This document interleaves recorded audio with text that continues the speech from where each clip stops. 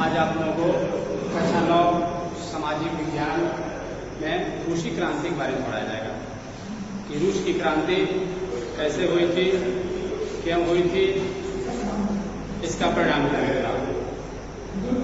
तो 1905 ईस्वी में रूसी क्रांति हुई थी, जो जार निकोलस द्वितीय एक बहुत बड़ा निरंकुश शासक था, जिसके दैवीय अधिकारों के समर्थन में वहां के सत्ता थी, जिनकी उदारवादी नीतियों को कठोरता से पालन किया जाता था। इसलिए रूस में क्रांति हुआ कि जार निकोलस की शासन का अंत किया जा सके, क्योंकि उसकी शासन व्यवस्था उस देश के विकास के लिए अहितकारी थी। वहां पर चर्च की जो व्यवस्था थी, जनता अपना नियंत्रण करना चाहती थी कि अपना नियंत्रण स्थापित करके यानी कि राजा के दैवीय अधिकारों को समाप्त किया जाए, क्योंकि राजा के जो दैवीय अधिकार प्राप्त हुए थे, इन अधिकारों से वहां की जनता काफी परेशान थी, जिससे उबरना चाहते थे। वहां के जो सामंतवादी व्यवस्था थी, यानी कि रूस में जार निकोलस द्वितीय की शासन व्यवस्था में सामंतों के द्वारा जनता का शोषण किया जाता था। जनता परेशान थी कि इनसे कैसे हमें मुक्ति मिलेगी। इससे मुक्ति पाने के लिए सामंतों का अंत किया गया कि कैसे इनके शोषण से मुक्ति पाया जाए। रूस की जो शासन व्यवस्था थी वह बिल्कुल भ्रष्ट थी, अयोग्य थी, निकम्मी थी, विलासित थी, रिश्वतखोर थी, और रूस की जो नौकरशाही व्यवस्था थी वह किसी काम की नहीं थी। इसलिए रूस की जनता ने अपनी स्वतंत्रता के लिए रूस की क्रांति किए, जो 1905 ईस्वी की क्रांति के नाम से जाना जाता है।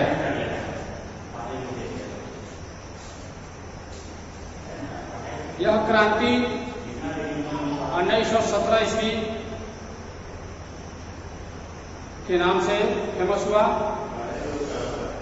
इस क्रांति के कुछ प्रमुख कारण थे, जैसे साम्यवादी विचारधारा का प्रभाव, यानी कि औद्योगिक विकास के साथ ही साथ वहां पर साम्यवादी विचारधारा का आरंभ हुआ, प्रचार आरंभ हुआ। धीरे धीरे श्रमिकों ने अपने भविष्य को सुंदर बनाने के लिए साम्यवादी दलों में सम्मिलित होने लगे, जिसके संबंध में फिशर ने लिखा है कि इस साम्यवादी प्रचार ने देश के श्रमिकों में जारशाही के विरुद्ध घोर असंतोष एवं घृणा उत्पन्न कर दी, जिसके कारण जोर लगाकर जार के शासन का अंत करने के लिए क्रांतिकारियों का साथ देने लगे। वहां के लोगों ने इस पर साथ दिया और इस क्रांति को सफल बनाने का प्रयास किया। 1905 ईस्वी में वहां पर एक घटना हुई, जो रूस में एक क्रांति के लिए ऐसा स्थापित हुआ, जो आज तक इस पर काफी विश्व के लोग जागरूक हैं। 1905 ईस्वी की खूनी घटना, यानी कि यह रविवार की घटना है। रविवार के दिन रूस के लोगों ने सरकार के विरुद्ध अपनी मांगों को मांगने के लिए एक जगह सभा कर रहे थे। जिस सभा की सूचना वहां के गुप्तचरों ने जाके राजा से बताया।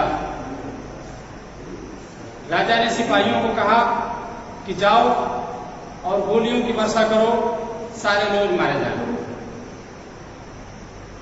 सिपाहियों ने जाकर के उस सभा पर गोलियां बरसानी शुरू की, जहां निहत्थे लोग मारे गए, खूनों की वर्षा हुई।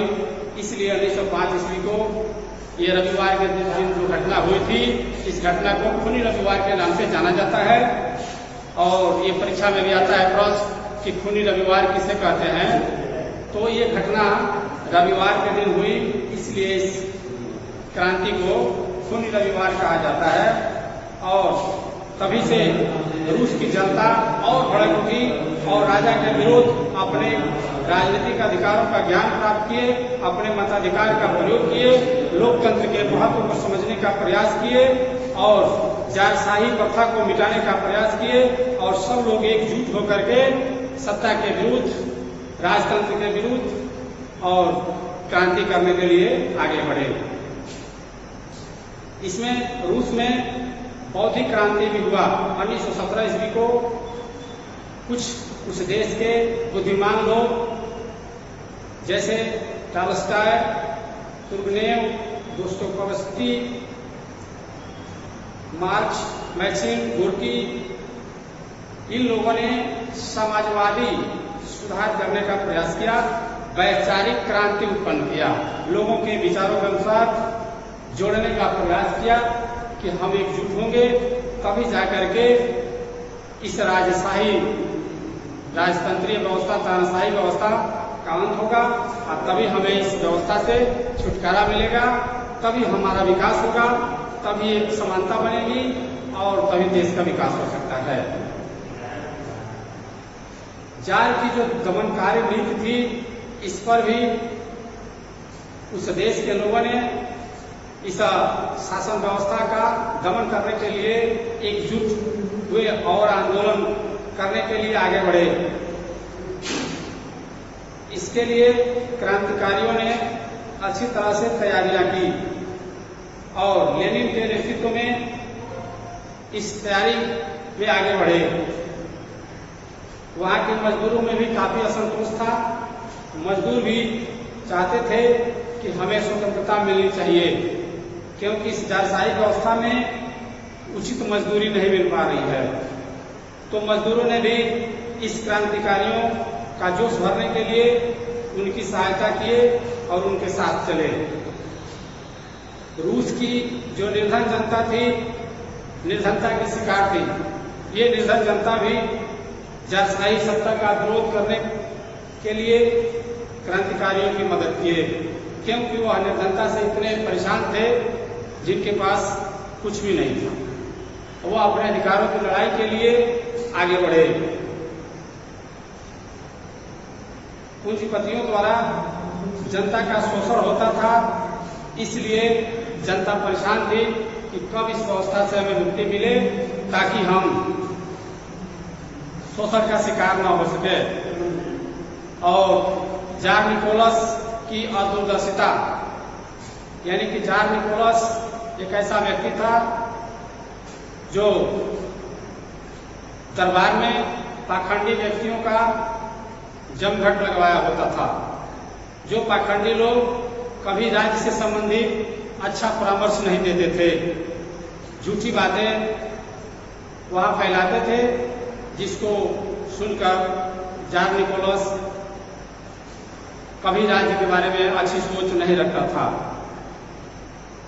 सरकार और सेना में भी भ्रष्टाचार फैली, क्योंकि जो भी सरकारी कर्मचारी थे वह अयोग्य थे, भ्रष्टाचारी थे, विलासी थे, जिससे इनकी परिस्थितियां और खराब होने लगी और विद्रोह भड़कने लगा। रूस में अकाल की स्थिति उत्पन्न हो गई। महंगाई इतनी बढ़ गई कि महंगाई के चलते अकाल बढ़ने लगा, जिससे भूखमरी की स्थिति आ गई। इस भूखमरी से विवश होकर के वहां की जनता ने समस्याओं से ग्रसित होकर के क्रांति का सहारा लिया और क्रांति की तरफ आगे बढ़े। जिससे क्या हुआ, इस क्रांति के द्वारा 1917 ईस्वी में रूस की जो जारशाही शासन व्यवस्था थी, इसका अंत हुआ, इसका समापन हुआ, निरंकुश शासन का अंत हुआ और वहां की जनता संतोष की सांस ली। कि अब हमें लग रहा है कि हमारी आवश्यकताओं की पूर्ति होगी और हम लोगों का विकास होगा। वहाँ के लोगों ने इस क्रांति के बाद ये महसूस किया कि अब किसी का शोषण नहीं होगा, न किसानों का न श्रमिकों का। इस तरह से वहाँ के सभी लोगों ने शोषण से मुक्ति पाया और एक नवीन शासन प्रणाली का उदय हुआ, जिससे सभी लोग प्रसन्न थे कि जो नई सरकारें आई हैं, ये सरकारें जरूर हम लोगों के विकास पर ध्यान देगी, जनहित को प्रधानता मिलेगी, जनता के हित की बात होगी, जनता की भलाई होगी और जिससे वहाँ के लोगों में काफी खुशी थी। सामंतवादी व्यवस्था के द्वारा कार्ल मार्क्स ने भी अपने समाजवादी विचारों को व्यवहारिक रूप से वहाँ पारित किया। वहाँ के लोगों ने कार्ल मार्क्स के विचारों से काफी प्रभावित हुए और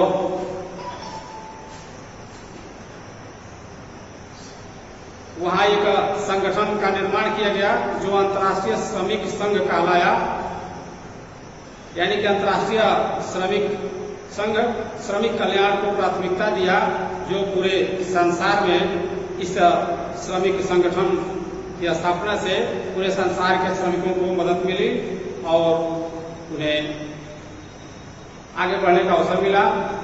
अब इसके बाद जो आगे का पाठ्यक्रम होगा आपको अगले एपिसोड में दिखाया जाएगा।